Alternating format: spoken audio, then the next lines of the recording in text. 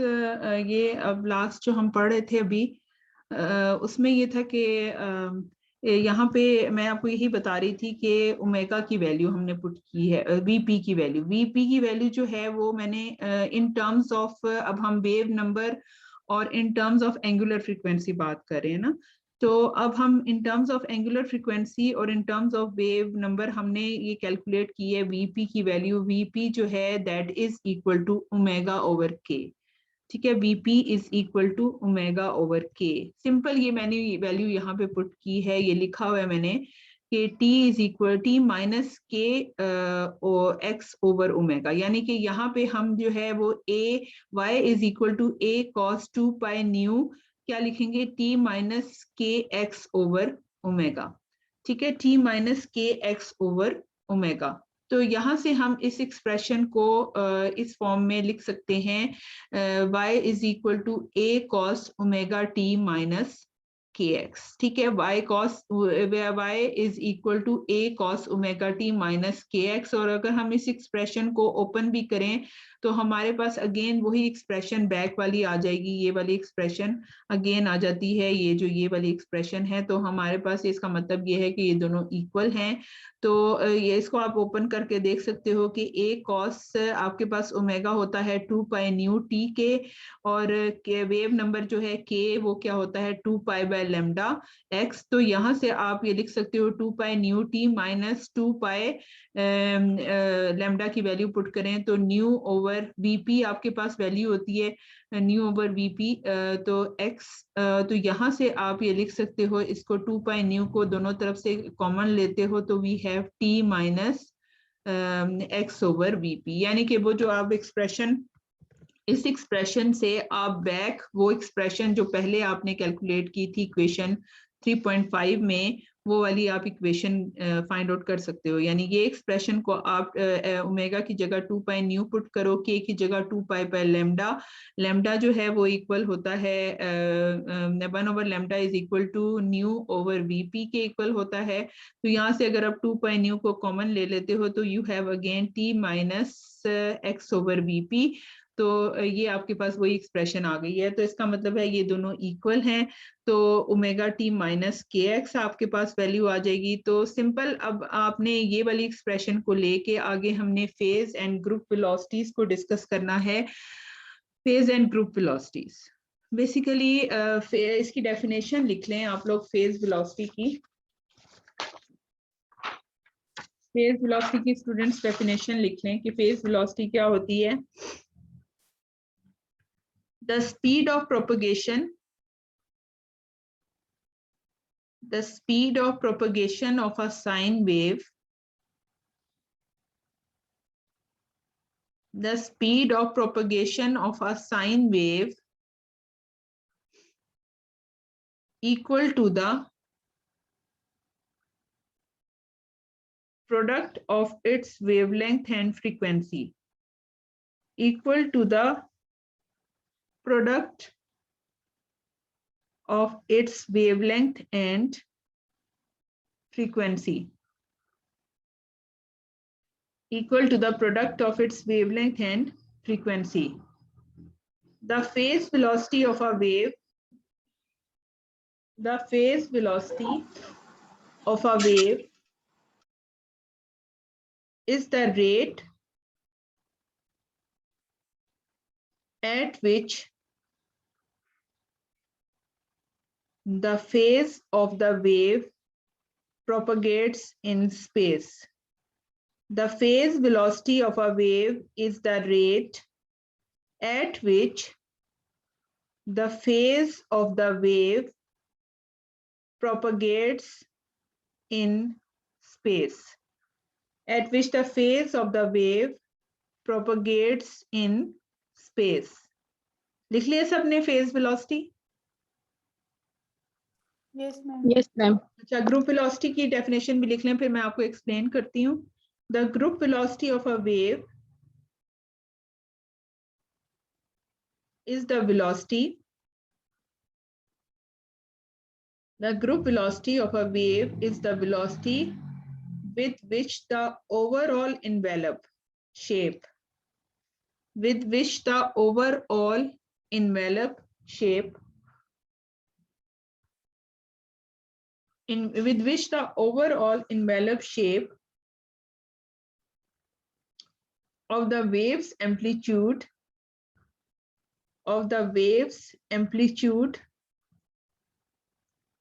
known as the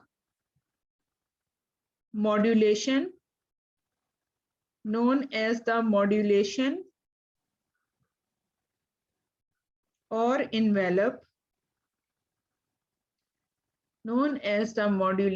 or envelope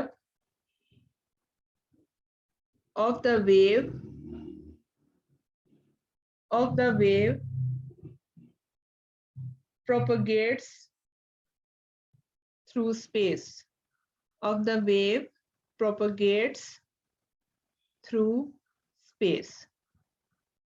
The group velocity of a wave is the velocity with which the overall envelope shape of the wave's amplitude known as the modulation or envelope of the wave propagates through space. ठीक है, basically हमारे पास जो है वो हमने phase and group velocities की बात करनी है. A group of waves not have the same velocity as the waves themselves. Basically हमने यहाँ पे ये फाइंड आउट करना है जो ग्रुप वेलोसिटी है और जो फेज वेलोसिटी है वो एक दूसरे से डिफरेंट होती हैं. मतलब जो ग्रुप वेलोसिटी है need not have the same velocity as the wave themselves. यानी कि दो वेव्स हैं, अगर हम दो वेव्स की बात करें, जो ग्रुप वेलोसिटी है वो उन दोनों वेव्स का सम होगा, तो वो जो ग्रुप वेलोसिटी है वो उसकी वेलोसिटी दोनों वेव्स की वेलोसिटी से डिफरेंट होती है. अब इसमें ये है कि the amplitude of the waves, ये थोड़ा सा हम इसको एक्सप्लेन कर लेते हैं. The amplitude of the de Broglie waves that correspond to a moving body reflects the probability that it will be found at a particular place at a particular time. यानी अभी इसको इतना ज्यादा एक्सप्लेन करने की, इसको इतना ज्यादा डिटेल लिखने की इसमें जरूरत नहीं है. हमने यहाँ पे सिर्फ यही बताना है कि अगर हम दो वेव्स की बात करते हैं, दो वेव्स, कोई भी दो वेव्स ले लेते हैं, उसमें उसको बेसिकली हमारे पास दो वेव्स की बात हो, अगर हम एक वेव की फ्रीक्वेंसी कहते हैं कि वो इक्वल है 440 के, ठीक है, 440 हर्ट्ज के इक्वल है एक वेव की फ्रीक्वेंसी, और दूसरी वेव्स की फ्रीक्वेंसी जो है वो 442 हर्ट्ज है. ठीक है, तो हम यहाँ पे बेसिकली हम बीट्स की बात करते हैं ना. बीट्स आपको पता होगा, बीट्स आपने पढ़ा भी होगा एफएससी वगैरह में, कि हम टू साउंड वेव्स, ये मैंने लिखा हुआ भी है इसकी definition, when two sound waves of different frequency approach your ear, हमारी ईयर तक टू साउंड वेव्स अगर पहुंचती हैं, the alternative constructive and destructive interference causes the sound to be alternatively soft and loud.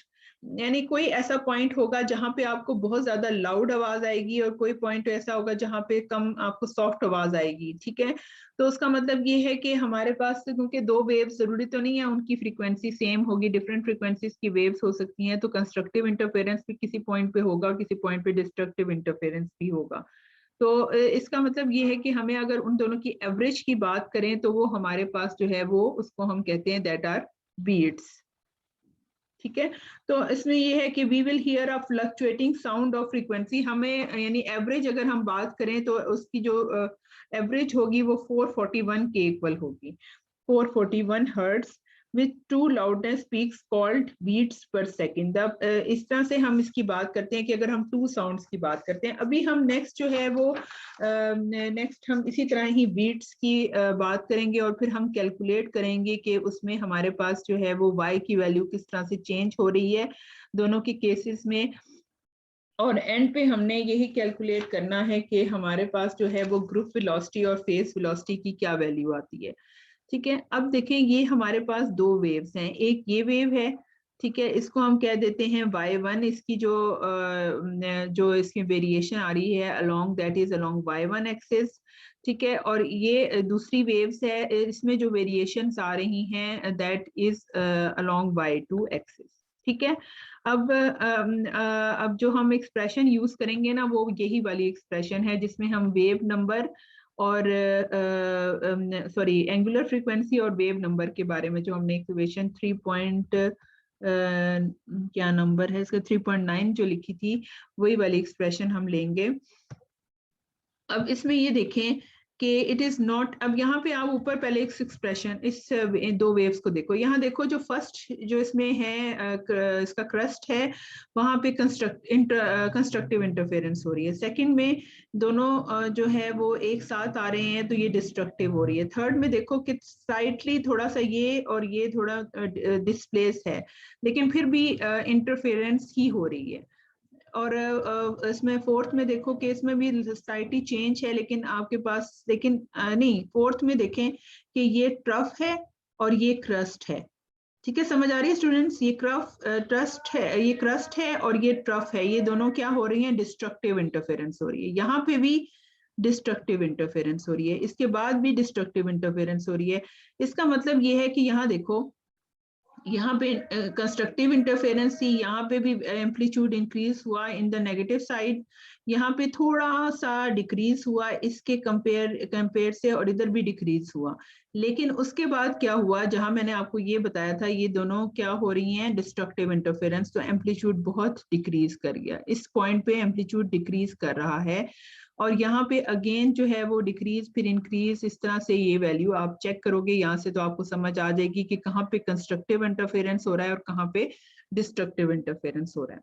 ठीक है, तो इसका मतलब ये है कि जब दो वेव्स आपके पास होती हैं तो उसके जो कंबाइंड होगी वैल्यू, मतलब इन दोनों वेव से इस वेव्स की जो वेव की स्पीड है वीपी है वो सॉरी वीजी, ग्रुप वेलोसिटी, ये जो है ना, ये बेसिकली ग्रुप वेलोसिटी है। और ये जो है ये सिंगल आपके पास फेज वेलोसिटीज हैं ऑफ वन वेव, ये फेज वेलोसिटी ऑफ वेव 1 है और ये फेज वेलोसिटी ऑफ वेव 2 है, और ये क्या है आपके पास? Group velocity.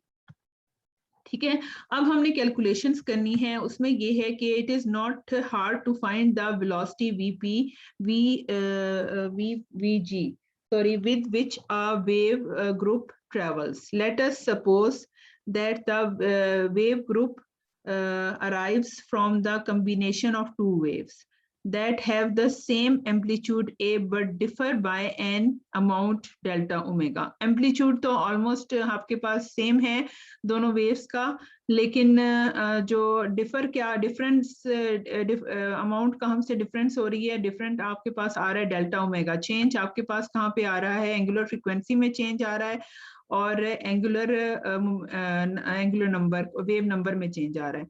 ठीक है, वेव नंबर में चेंज आ रहा है। इन वेव नंबर वी में represent the original waves by the formula. एक वेव आप ले लेते हो equal to a cos omega t minus k x, एक तो ये आपके पास आ गई, और दूसरे में आप क्या करोगे? A cos omega plus delta omega t minus k plus delta k x. ठीक है, तो इसका मतलब ये है कि टी में जो चेंज आ रहा है उसको हमने कैसे रिप्रेजेंट किया? ओमेगा प्लस डेल्टा ओमेगा से, और जो के में चेंज आ रहा है उसको हमने के प्लस डेल्टा के से चेंज रिप्रेजेंट की है। The resultant displacement y at any time t and any position x is the sum of y1 and y2. अब हमने क्या करना है? रिजल्टेंट फाइंड आउट करना है। रिजल्टेंट यानी कि आपने ये फाइंड आउट करना है, y is equal to y1 plus y2। उसके लिए आप ये आइडेंटिटी यूज करोगे, cos alpha plus cos beta is equal to 2 cos alpha plus beta, sorry 2 cos 1/2 alpha plus beta cos 1/2 alpha minus beta. अच्छा, अब इसमें अल्फा क्या है? अल्फा जो है वो आपके पास है ओमेगा टी प्लस के एक्स। ठीक है, और आपके पास जो बीटा है वो है omega plus delta omega t minus k plus delta k x, यानी कि काफी लंबी एक्सप्रेशन है। अल्फा ये इक्वल है इसके और बीटा इसके इक्वल है। ठीक है, अब आपने क्या करना है कि y1 प्लस y2 है, आपने कैलकुलेट करना है y1 प्लस y2। तो सिंपल आपके पास जो है वो ये चीज आनी चाहिए, a cos omega t minus k x plus a cos omega plus delta omega t minus k plus delta k x. अब यहाँ पे जो है ना वो डायरेक्ट एक्सप्रेशन लिखी हुई है, जो मैंने थोड़ा सा यहाँ पे एक्सप्लेन किया है वो नीचे मैंने ये लिख दिया है कि y is equal to y1 plus y2 आपने कैलकुलेट करना है। अल्फा आपके पास ये है और बीटा आपके पास ये है। ठीक है, तो आपने क्या करना है कि जैसे ये एक्सप्रेशन है कि 2 cos 1/2 alpha plus beta, cos 1/2 alpha minus beta. ठीक है, अब इसने आपने यूं ही लिखना है 2a, 2 ये वाला 2 है। ठीक है, 2a cos 1/2, 1/2 अल्फा आपने लिखना है। ये देखें अल्फा और अल्फा आपके पास है, पहले आपके केस में आपके पास आएगा अल्फा प्लस बीटा।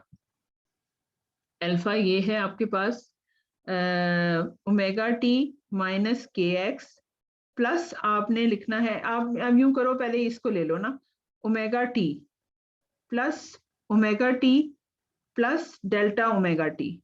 ठीक है, इस तरह से आएगा ना, omega T plus delta omega T. तो जब हम इसको ओमेगा टी और प्लस ओमेगा टी आ रहा है तो वो 2 ओमेगा लिख सकते हैं इसको, 2 omega plus delta omega T. ये आपके पास आ गया अल्फा प्लस बीटा का एक एक्सप्रेशन ये होगी। माइनस आपके पास है minus k x minus delta k x.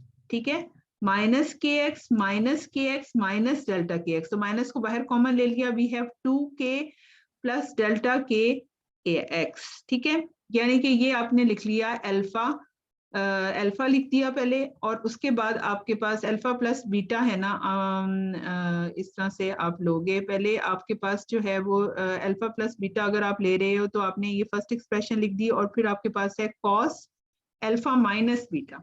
तो उसके लिए आपके पास देखें, आपके पास जब अल्फा माइनस बीटा लेंगे ना तो आप omega t minus omega t आ जाएगा और माइनस डेल्टा ओमेगा टी।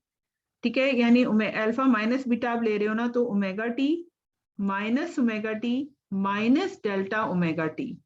ठीक है, ये आपके पास आ जाएगा, तो आपके पास ये दोनों कैंसिल हो जाएंगी, omega t minus omega t cancel हो गया, तो you have cos 1/2 minus delta omega t आ जाएगा। और दूसरे केस में आपके पास है माइनस के एक्स प्लस के एक्स, माइनस के एक्स, यहाँ पे अल्फा माइनस बीटा हम कर रहे हैं ना, तो अल्फा के लिए माइनस के एक्स प्लस के एक्स, तो ये दोनों भी कैंसिल हो गए और ये क्या हो जाएगा plus plus delta k x, यानी कि plus delta k x minus delta omega T plus delta k x. ये दो एक्सप्रेशन आ गई और मैंने ये ऊपर भी एक आप देखो एक्सप्रेशन लिखी हुई है कि and the relation cos minus theta is equal to cos theta. ठीक है, अब यहाँ पे अगर हम कॉमन ले लेना तो कॉस माइनस को कॉमन ले लो तो आपके पास जो है वो cos minus theta is equal to cos theta. तो हम इसको इस तरह भी लिख सकते हैं, a cos 1/2 2 omega plus delta omega t minus del 2k plus delta k t x. तो ये cos 1/2, इसको हम माइनस को कॉमन ले लें तो वो वही आ जाएगी आपके पास delta omega t minus delta k x. ठीक है, ये आपके पास यहाँ तक की एक्सप्रेशन आ गई। आपने जो है वो और एंड इस तरह से आप इसको इस तरह से भी लिख सकते हो, ये आपके पास ये चीज आ गई और ये देखें ये वाली जो एक्सप्रेशन है यही हमने ये नीचे कैलकुलेट की है।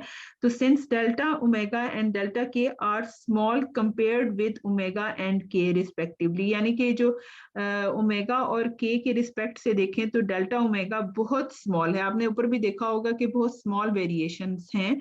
तो हम ये इसको इस तरह से भी लिख सकते हैं 2 omega plus delta omega is equal to 2 omega and delta k plus delta k is equal to 2k and so जो बीट्स आपके पास हैं y इज इक्वल टू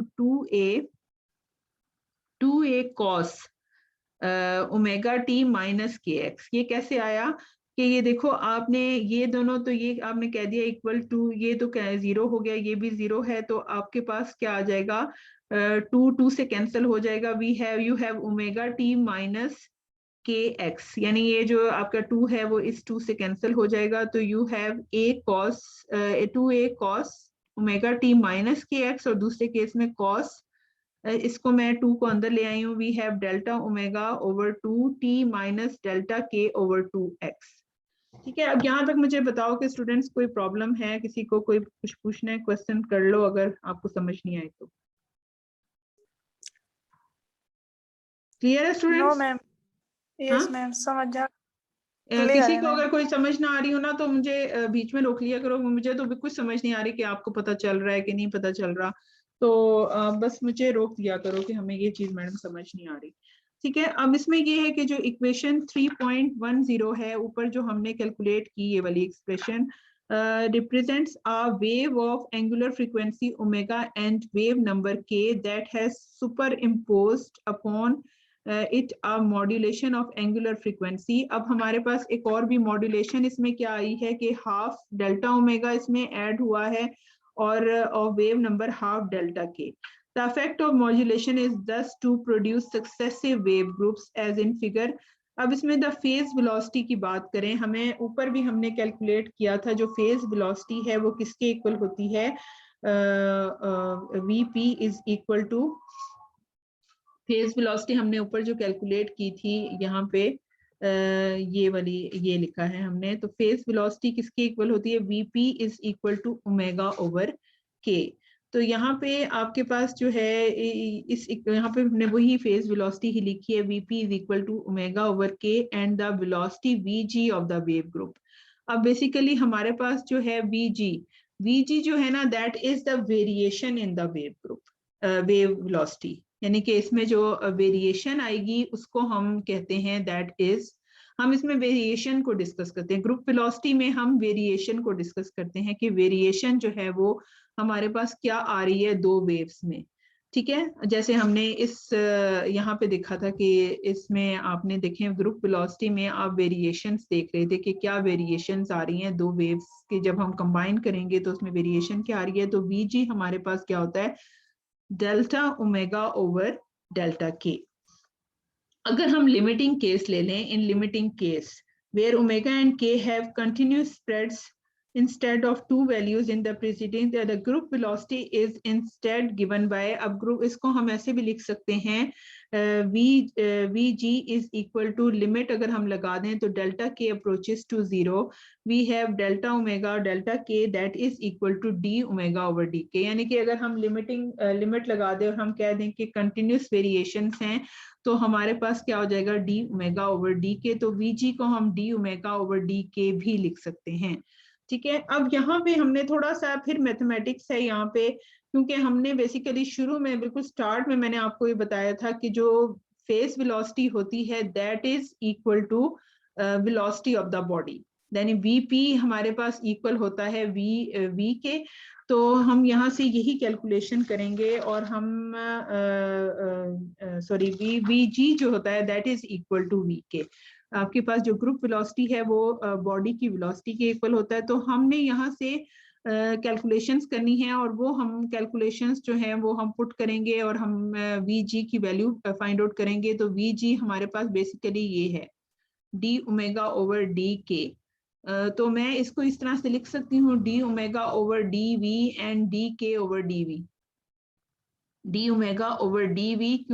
क्यों लिखा है, क्योंकि हमारे पास ओमेगा की वैल्यू में भी वी की वैल्यू आ रही होती है।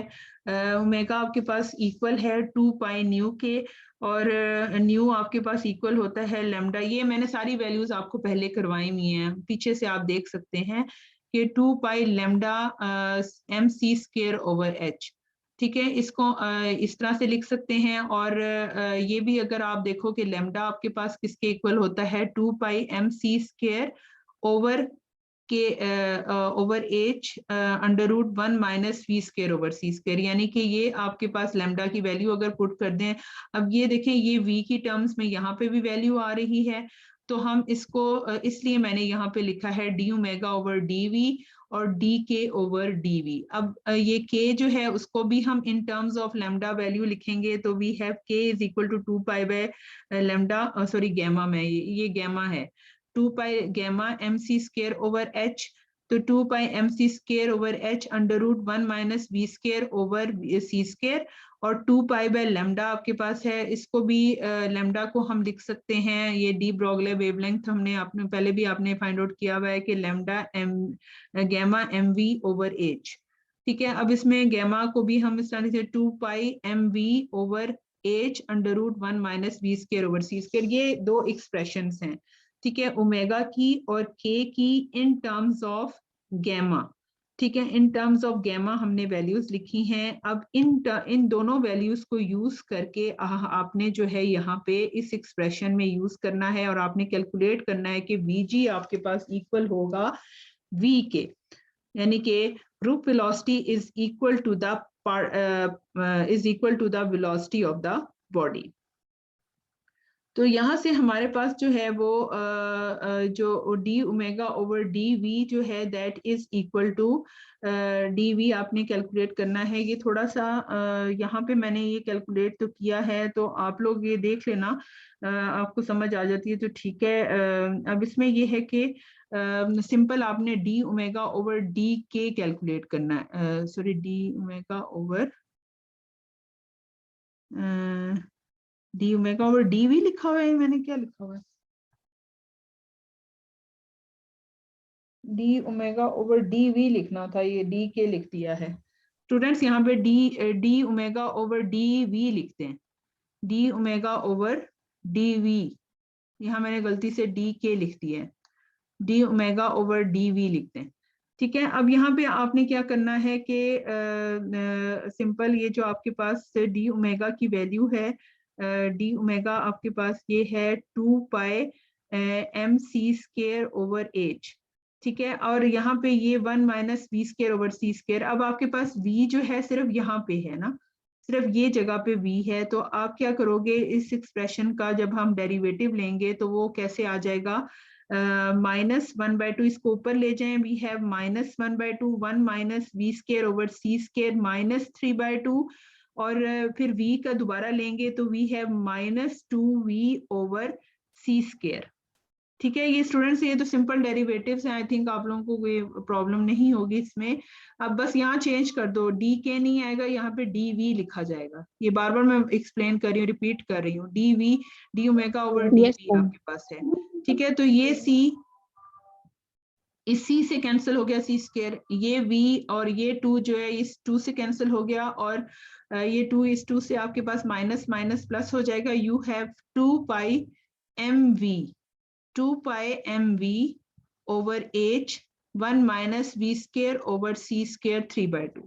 ठीक है, क्लियर है स्टूडेंट्स, ये चीज आपको क्लियर हो गई सबको कि नहीं? Yes ma'am.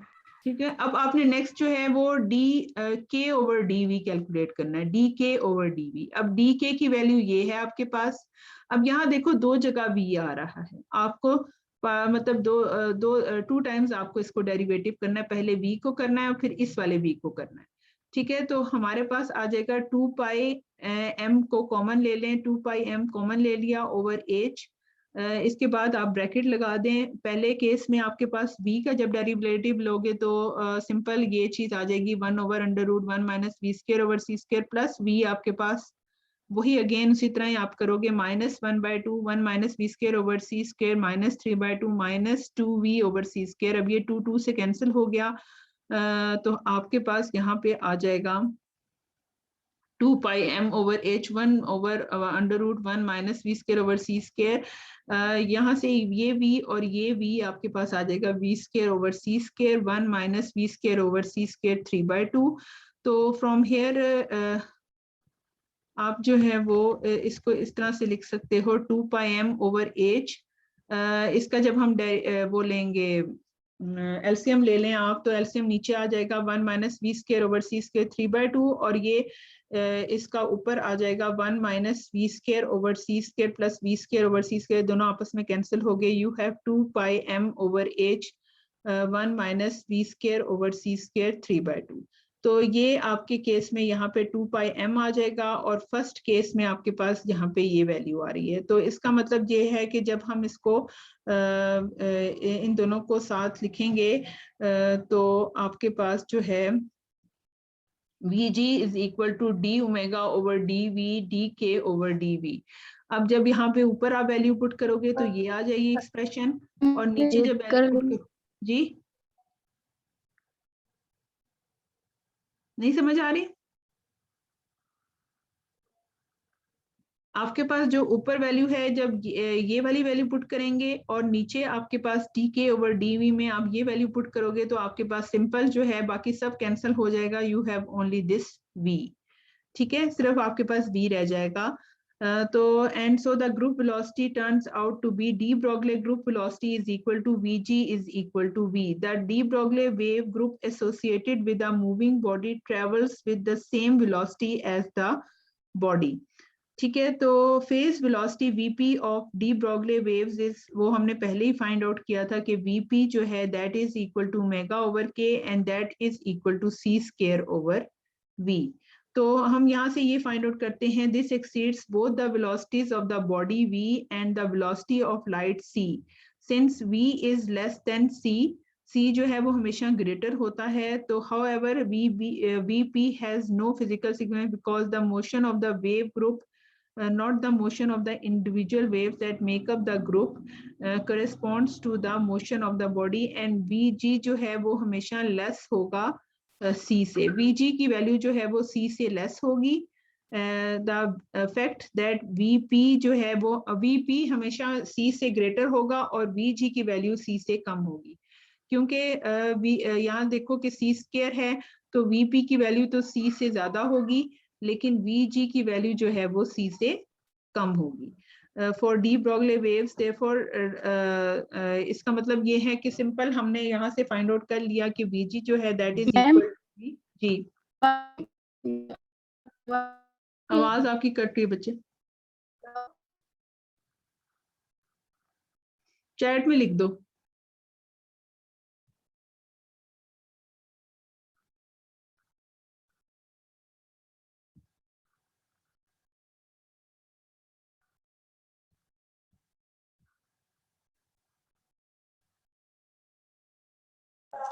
मैम शायद तबस्सुम के पास लाइट चली गई क्या सिग्नल नहीं।